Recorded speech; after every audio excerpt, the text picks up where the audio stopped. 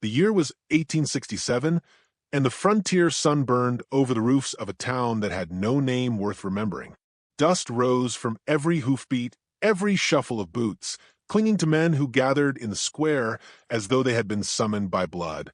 The air stank of whiskey and sweat, a fever of anticipation running through the crowd. But this wasn't cattle nor horses, nor even guns for sale. It was flesh and hunger wrapped in the body of a boy, so thin the bones pressed against the skin. He could not have been more than 12, and yet life had already carved the years deep into his face. His ribs showed through his shirt, his lips cracked and pale, his eyes like two dark hollows searching for mercy where none lived. Beside him, a girl, only a little older, clutched his arm with a desperation that made men smirk. She wasn't for sale, at least not today, but they shoved her aside, just the same, treating her pleas like the cries of some stray dog. The sheriff, a broad man with a gut hanging over his belt, spat into the dirt and raised his voice. This boy was caught stealing from the general store. Bread and jerky, says the shopkeep. Law says punishment. But we're merciful folk, ain't we? So rather than let him rot in a cell or hang, we'll make him useful. Who'll start the bidding? Laughter rolled through the crowd, ugly and sharp. A ranch hand with red dust on his hat called out $2 to more jeers and chuckles. Another man, half drunk, pushed it to $3. The boy wavered on his feet, trying to stand straight, though the effort only made him sway more. When he stumbled forward, knees buckling, the crowd howled as if it were a show staged for their amusement. The girl shrieked, "Stop, please! He ain't for sale, he's my brother." She tried to run to him, but a deputy blocked her path, shoving her down into the dust. Her dress tore at the shoulder, and still no one offered a hand. They only looked on, eyes hard, as if suffering was a kind of spectacle they had paid to see. The boy lifted his head, and for a moment silence cut through the mockery. There was no defiance in his eyes, only that dull hunger that comes when a child has lived too long on nothing. He did not beg nor cry. He simply looked, through the faces, past the grins, searching for something more. On the edge of the square, a man watched without moving. His hat brim shadowed his face, but the light caught the scar running from jaw to cheek, a line that had never healed smooth. He was tall, broad-shouldered, the kind of man who carried silence like others carried guns. His name was Elias Boone, though few knew it here. He had ridden in at dawn, bought supplies, and intended to ride out again without leaving a word behind. But now his boots were rooted in place. He had seen cruelty in war, in men starving in ditches while others drank full. He had buried his younger brother beneath a willow tree in Tennessee, the boy's eyes glassy with hunger that no hand had eased. And as he stood watching the auctioneer spit out numbers like they were measuring a mule, the old memory tore its way back through the years. The sheriff barked, $4. A miner raised his hand, grinning with the prospect of cheap labor. $5, called another voice. The girl cried louder, her throat raw, but no one listened. Elias shifted. His horse snorted beside him, sensing the weight in its master's stillness. He told himself it wasn't his fight. The world was cruel, it had always been. A single hand couldn't mend it. But then the girl's gaze found him, cutting through the crowd, through the years of silence he had built around himself. She whispered hoarsely, so low it barely carried, "Please, mister, please save him." Something in him cracked. The bidding climbed to 6, then 7. The boy's legs gave way again, and he went to his knees in the dirt. Men roared with laughter. One kicked at him with a boot, nudging him upright like cattle. And in that moment, Elias Boone stepped forward. His voice carried like a rifle shot.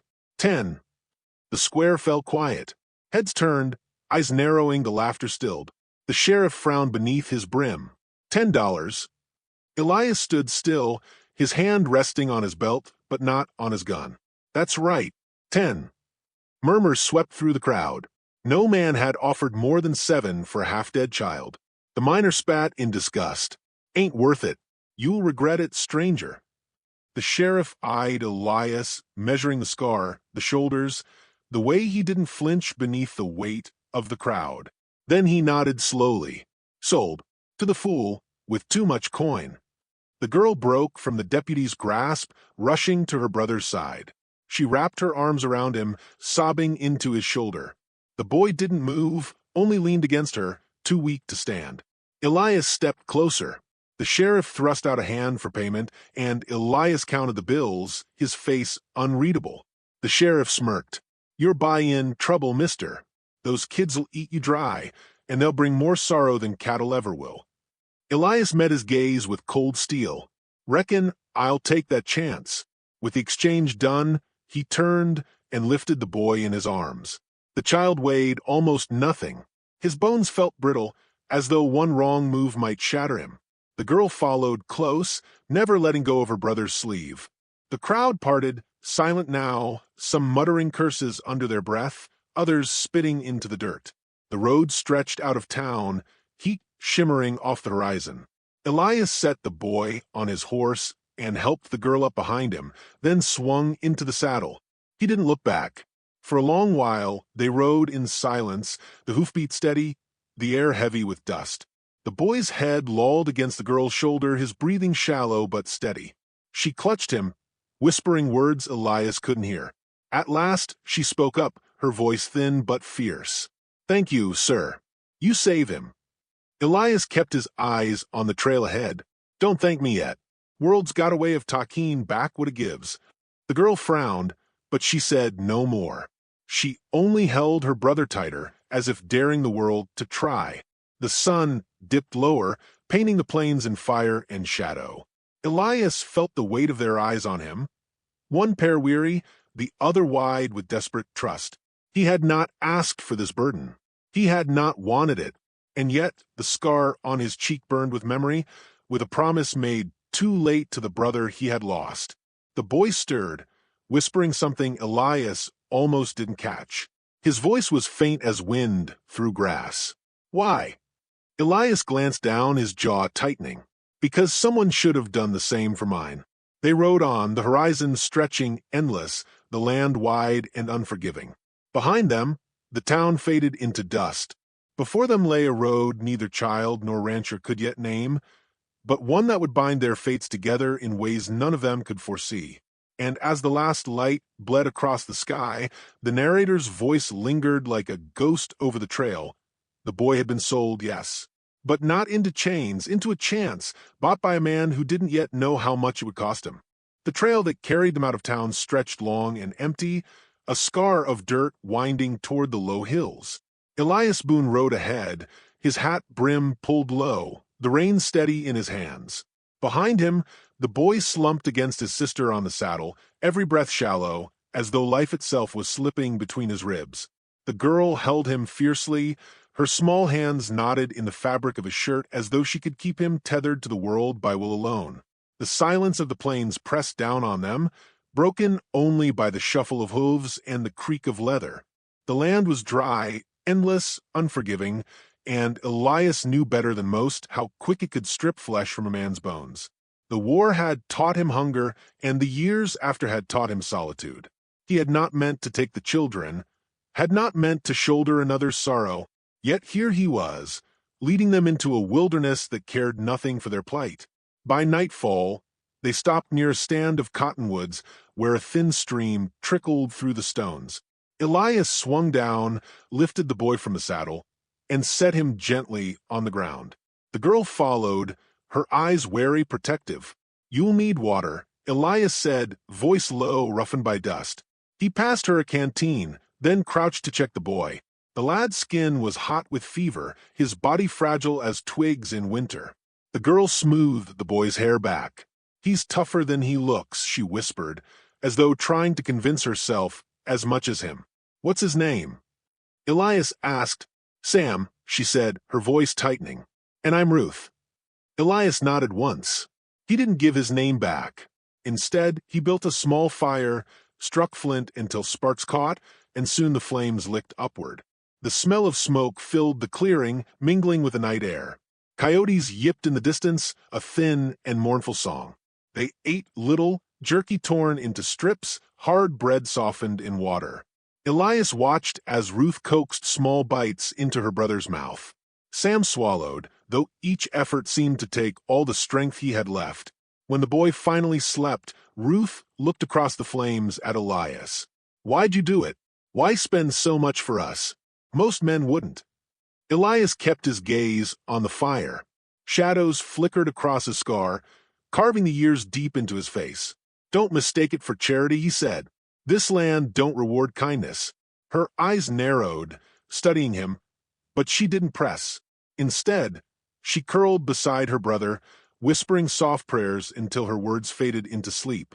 Elias stayed awake, his rifle resting across his lap. The night was not quiet. It never was.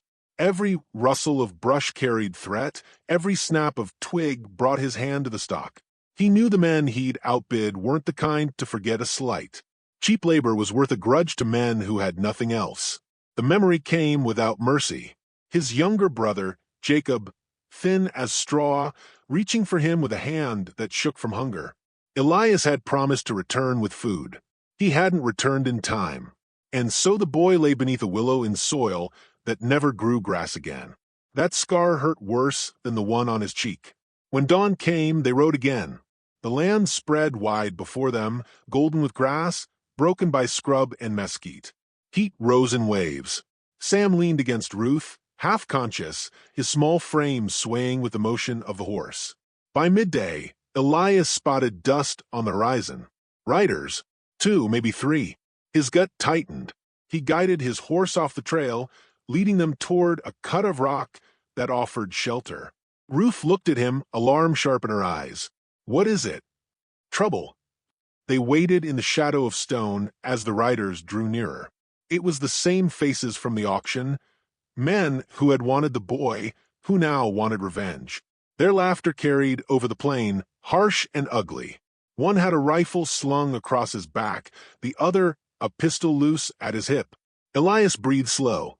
He had learned patience in war, but patience was no shield. The riders reined in, scanning the horizon. One pointed toward the rocks. The game was already over. Gunfire split the air. A bullet slammed into the stone above Ruth's head, sending chips flying. She shrieked, clutching Sam tighter. Elias returned fire, quick and sharp, the crack of his rifle echoing. One rider toppled from his horse, clutching his chest, while the other wheeled away, shouting curses. The hoofbeats thundered as he fled. Smoke stung Elias's nose. His pulse hammered. Ruth stared wide-eyed at the body sprawled in the dust. "Is he dead?" Elias said flatly. Her lips trembled, but she pulled Sam closer, shielding his eyes. Elias dragged the body away from the rocks, burying it shallow beneath the sand. The act was methodical, grim. When he finished, he wiped sweat from his brow and met Ruth's gaze. "They'll come back," he said, "and next time they won't come alone." The days that followed were harder. Supplies dwindled. Elias hunted rabbits, showing Sam how to cut meat, though the boy's hands shook and his stomach churned at the sight of blood. Ruth whispered encouragement, but Sam turned away, pale. Elias didn't scold him. He simply finished the work, his face unreadable. At night, they huddled close to the fire, listening to the wilderness breathe around them. Once, when a storm rolled over the plains, rain lashed their faces and wind ripped through the trees. Ruth clung to her brother, crying into his shoulder. Elias fought to keep the fire alive, cursing the storm under his breath. Lightning tore the sky white and merciless, and for a moment Elias saw Jacob's face again, hungry, hollow, fading. He closed his eyes against the memory, against the guilt that never released him. The river came 2 days later, swollen with rain, its surface churning. Elias studied the water, his jaw set. "We cross," he said. Ruth's face went pale. "It's too strong. Sam can't." "We don't have choice," Elias cut in. "Trail runs cold on the other side. Safer that way." He led his horse into the current, water rising to the animal's flanks. The river shoved at them with brutal strength. Ruth clung to Sam, teeth gritted as she urged the horse forward. Halfway across, the current caught them, dragging sideways. Sam slipped, nearly torn from her grasp. Ruth screamed, reaching for him, and Elias plunged into the water. The cold bit like knives. He caught Sam by the collar, hauling him against his chest, fighting the current with every ounce of strength. Ruth's cries rose above the roar. Elias forced his way to the far bank, coughing, water streaming from his hat and beard. He set Sam down, gasping, then pulled Ruth from the saddle before the river could claim her too. They collapsed on the bank, soaked and shaking. Ruth threw her arms around Elias without thought, sobbing into his chest. For the first time, she didn't see him as a stranger, but as the thin thread keeping them alive. Sam coughed weakly, water dribbling from his lips. Elias pressed a hand to the boy's back, steadying him until the coughs eased. "You're all right," he muttered. "You're all right now." When night fell, the three of them sat close to the fire, drying clothes steaming in the heat. Ruth held Sam against her, but her eyes kept drifting to Elias. She saw the way his shoulders sagged when he thought no one was looking, the weight he carried alone. At last, she asked, "You had a brother, didn't you?" Elias stared into the fire, the flames reflecting in his eyes. "Jacob," he said, voice rough. "Younger than me. Too young. I went for food one winter, didn't get back in time. He starved in the dirt while I was gone." He rubbed the scar on his cheek as though it burned with the memory. "I swore I'd never let myself care again. But promises don't hold easy." Ruth listened in silence, her face soft with something like understanding. Sam stirred, opening his eyes. He looked at Elias through the glow of the fire. "You saved us," he whispered, voice thin as paper. Elias shook his head. "Don't think of it as saving. Think of it as a debt to someone I couldn't pay back." The boy's eyes closed again, but his small hand reached out, resting against Elias's arm. The gesture was faint, fleeting, but it burned through Elias like a brand. The fire crackled, sparks rising into the night. The plains stretched endless around them, filled with dangers yet unseen. But in that small circle of firelight, something had begun to change. Not mercy, not yet trust, but a bond forged in hunger, blood, and survival. The narrator's voice whispered across the dark like wind through grass.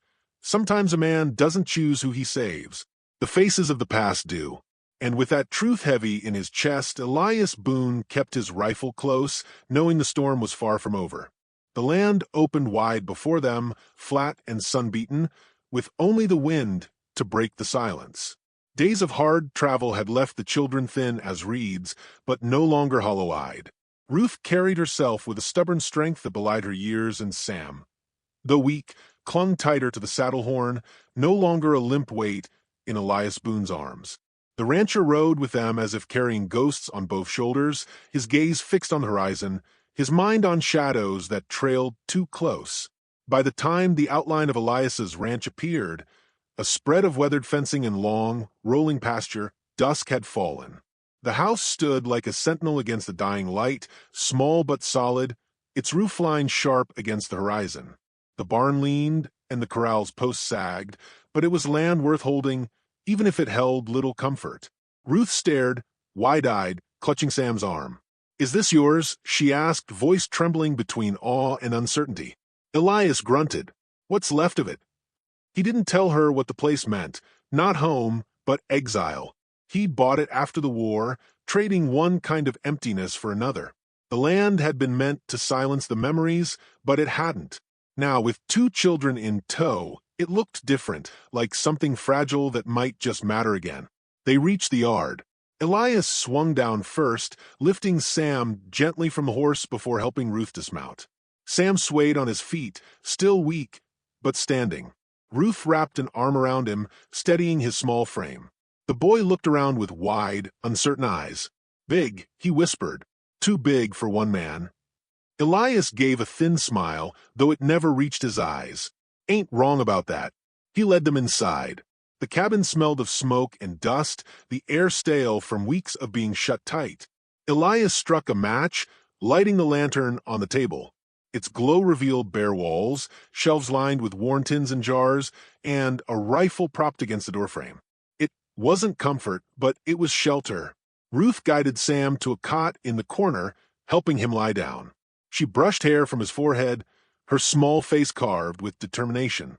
Elias watched her a moment longer than he meant to, then turned away, busying himself with the fire. They ate little that night, beans and bread, washed down with water from the well. Ruth coaxed Sam to take his share before eating her own, leaving Elias to his silence.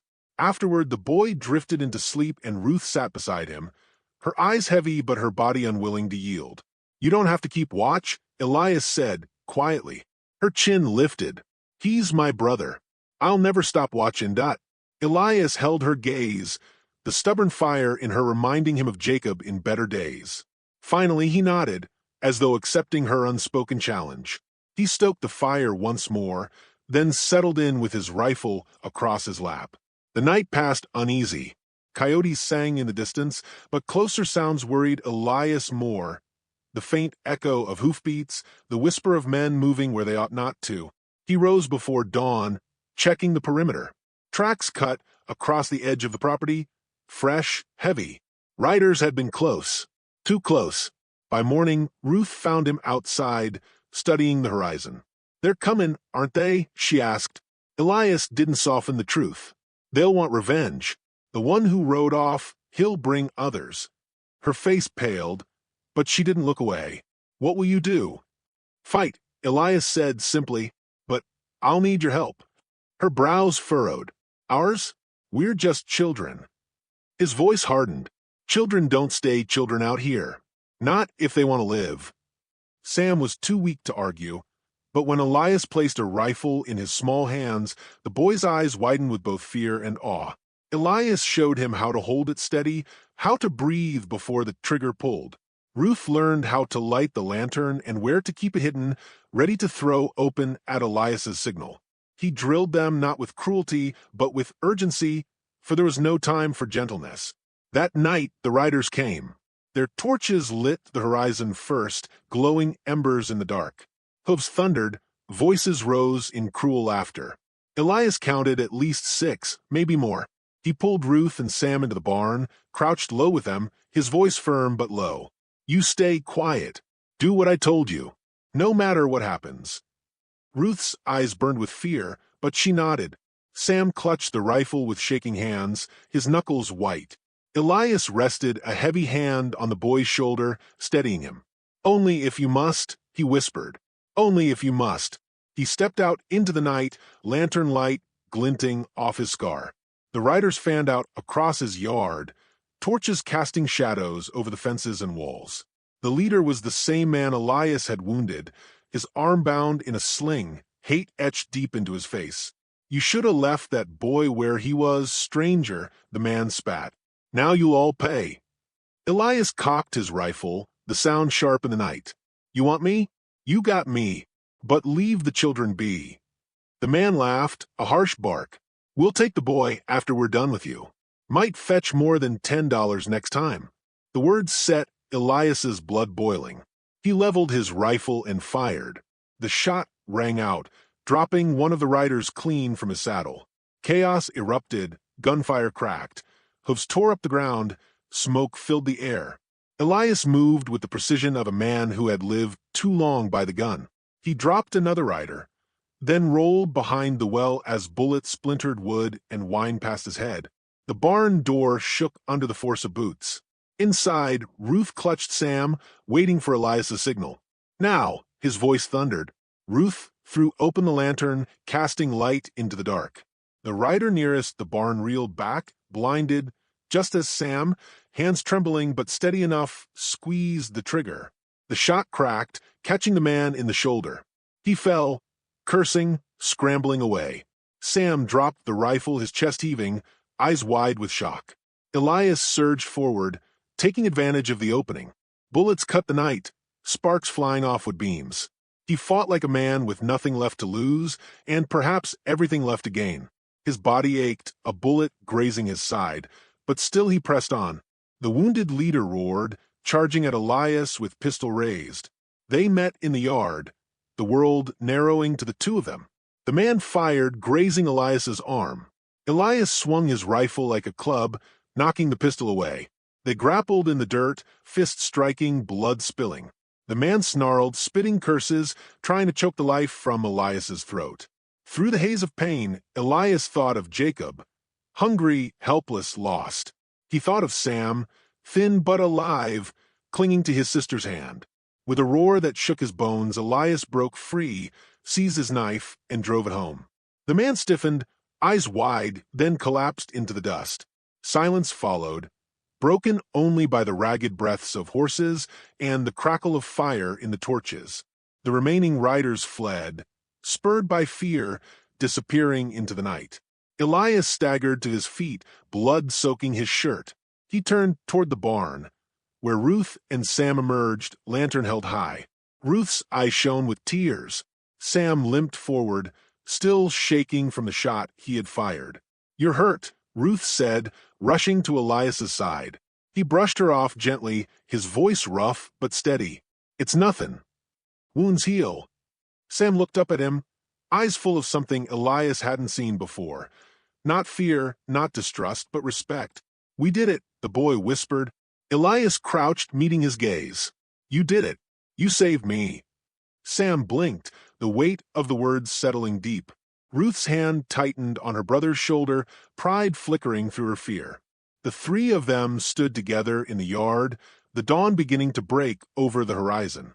Smoke drifted in the air, carrying the scent of gunpowder and blood. The ranch was battered but standing. So were they. Elias looked at the children, their faces worn but unbroken, and for the first time in years, something stirred in his chest that was not bitterness nor regret, but the faint, unsteady spark of hope. "This place," he said quietly, "is yours as much as mine now." Ruth's eyes widened, tears spilling down her cheeks. Sam clung to Elias's sleeve, silent but fierce in his grip. The sun climbed higher, casting gold over the broken fences and blackened torches. The land still stretched wide and merciless, but in that moment it felt less empty. The narrator's voice rose, a low echo on the morning wind. They tried to sell a starving boy, but fate had other plans. One man's choice became two children's salvation, and perhaps his own redemption. And as the day began, the three of them stepped into it together, bound not by blood but by the fight for survival, and by a promise forged in fire and dust.